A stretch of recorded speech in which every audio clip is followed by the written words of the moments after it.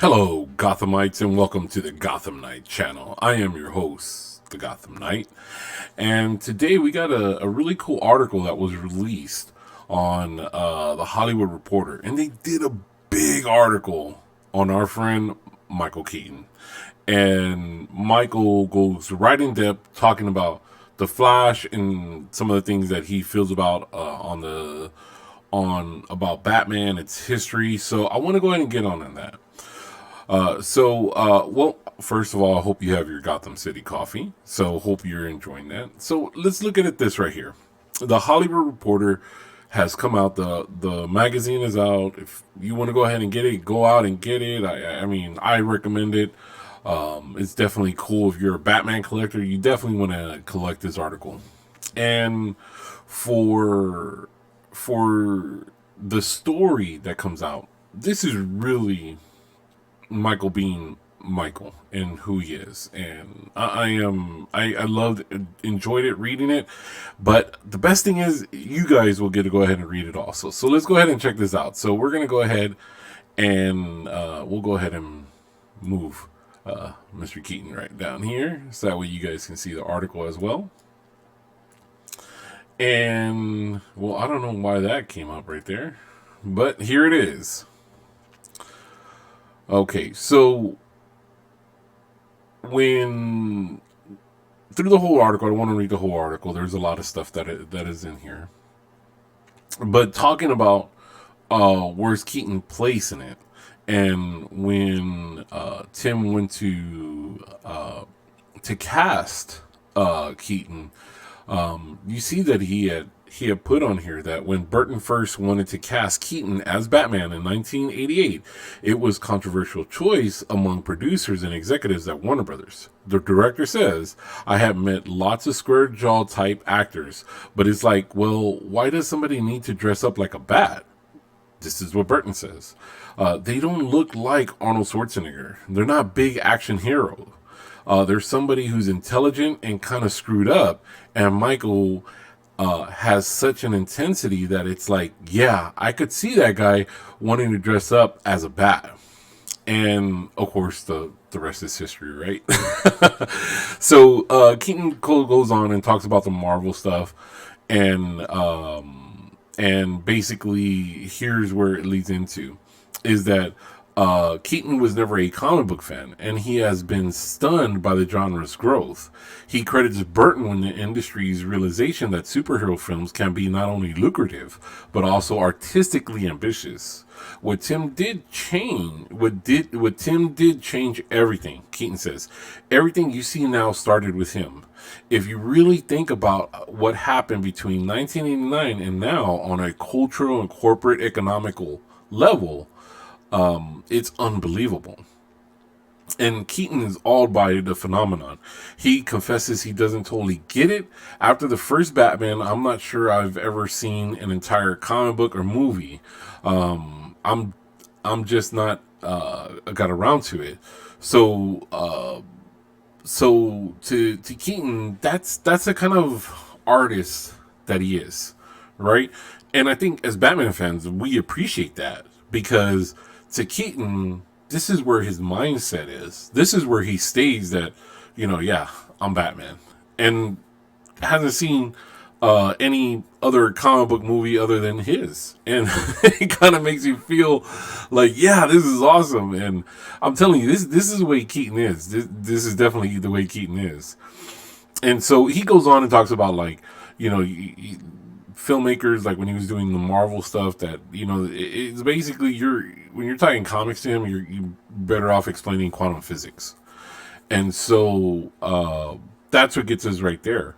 So what I want to get into is this part right here, where he talks about the Flash and what he talks about coming into this one. So Keaton was impressed by the script by Birds of Prey writer Christina Hodson and by Machete's vision, and he was intrigued by the possibility of returning to the character he helped shape in public imagination. This is what he said. "Frankly, in the back of my head, I always thought, I bet I could go back and nail that." Well, you see it right there. Mothers, you know. Keaton says of Batman, a role he walked away from when he didn't like the script from the 1995 Schumacher movie Batman Forever, which ultimately starred Val Kilmer. And so I thought, well, now that they're asking me, let me see if I can pull that off. It took him some time to wrap his head around the parallel universe concept. However, I had to read it more than 3 times to go, wait, how does this work? Keaton says, they had to explain that to me several times, by the way. I'm not being arrogant. I hope about this. I don't say it like I'm too groovy, I'm stupid. There's a lot of things I don't know about. And so I don't know. I just kind of figured out, but this was different.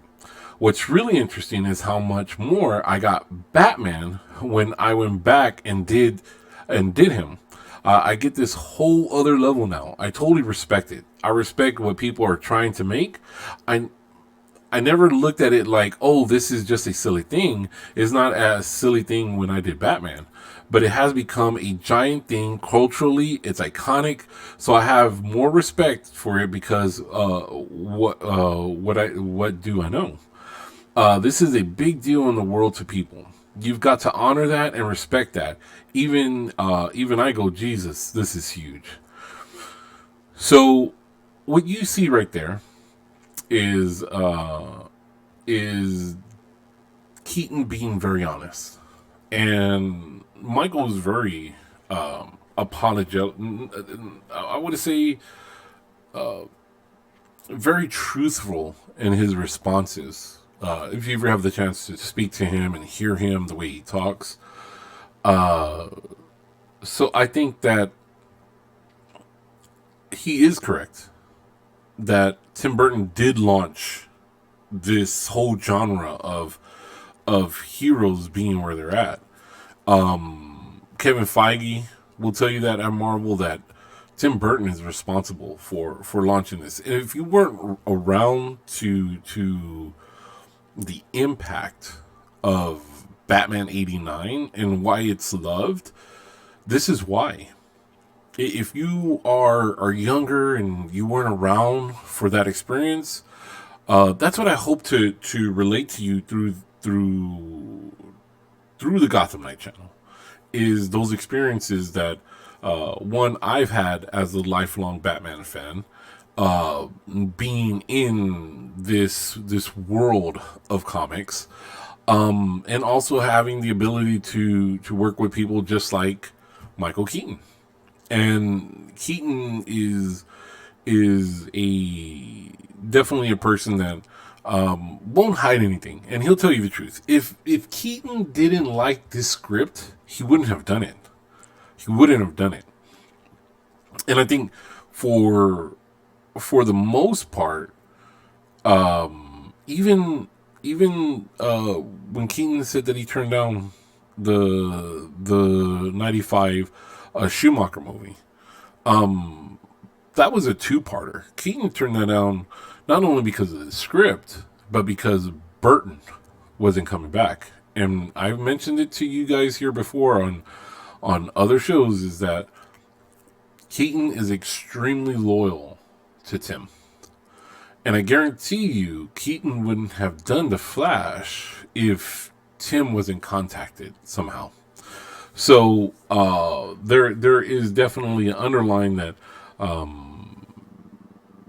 what we've discussed about even Michael grinning about Tim. I really do hope, and here's the thing, we talked about it, and someone in the comments even mentioned it, is that, well, they're going to be working on Beetlejuice together. Yeah, but Warner Brothers knows that this is something that at this genre is going to make money. Beetlejuice 2 will definitely make money. I think that for them, what they want to do is definitely get into the process of trying to make this happen. Right? They want to make this happen. And for fans like us that get to see this and experience it, is something that they want to give us. I mean, at the end of the day, yes, it's going to be profit. They have to be profitable. And that's something that for them ultimately is going to be the goal. I mean, you have to be profitable in any business. But this is Keaton being honest, right? This is Keaton being forefront about who he is and what he has done. So I'm excited. I am really excited because Keaton would not have come back as Batman if it wasn't good. And this has to be really good. This has to be really good. And if we go from here to explore where does the 89 Batman go after the Flash, it's going to go a few places. He has been signed to, I think, 3 to 4 movie deal. And one of them, a lot of people are saying is going to be Batgirl. Yeah, I think we're going to be seeing Batman Beyond announced pretty soon. And I wouldn't be surprised if it comes out at DC Fandom, or it could possibly come out with news leading up to the Flash movie. All right. So, all right, guys. So I'm going to go ahead and get on out of here. I hope you guys have a wonderful day out in Gotham City. And please don't forget to like and subscribe and tell your friends about us, okay? You guys have a wonderful day. Take care.